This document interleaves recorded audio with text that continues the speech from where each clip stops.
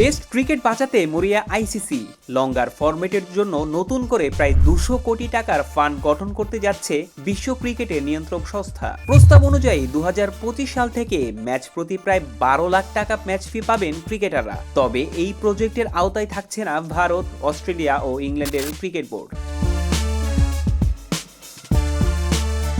এক সময়ের প্রতাপশালী West Indies এখন টি-20তে ভালো খেললেও টেস্টে তেমন পারফরমেন্স নেই, কারণ ওয়েস্ট ইন্ডিজ ক্রিকেট বোর্ডের WICB অবস্থা আর্থিকভাবে শোচনীয়। তাদের মতো যেসব বোর্ডের অর্থনৈতিক অবস্থা ভালো নয়, সেজন্যই মূলত এই তহবিল গঠনের চিন্তা আইসিসির।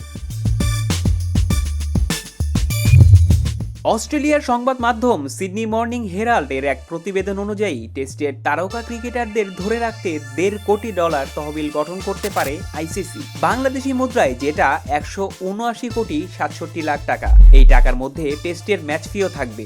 ন্যূনতম ম্যাচ ফি হতে পারে $10,000, বাংলাদেশি প্রায় 12 লাখ টাকা। ভারতীয় ক্রিকেট বোর্ডের BCCI সচিব জয় শাহ, ইংল্যান্ড ক্রিকেট বোর্ডের ECB সম্মিলিত পরামর্শে ক্রিকেট অস্ট্রেলিয়া CA এমন প্রস্তাব দিয়েছে বলে সংবাদ মাধ্যমটির প্রতিবেদনে জানা গেছে।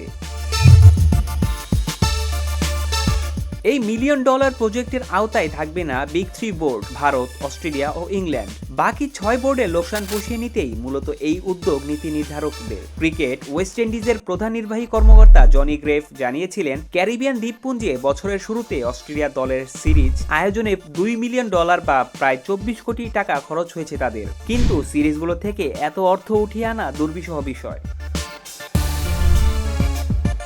টেস্ট ক্রিকেট নিয়ে আগ্রহ কমেছে খেলোয়াড়দের মাঝে। ইজি মানি ইনকামে ফ্র্যাঞ্চাইজি ক্রিকেটের দিকেই ঝোঁক বেশি। তবে আইসিসির এই নতুন উদ্যোগের মাধ্যম দিয়ে টেস্ট নিয়ে নতুন করে আশার সঞ্চার হলো।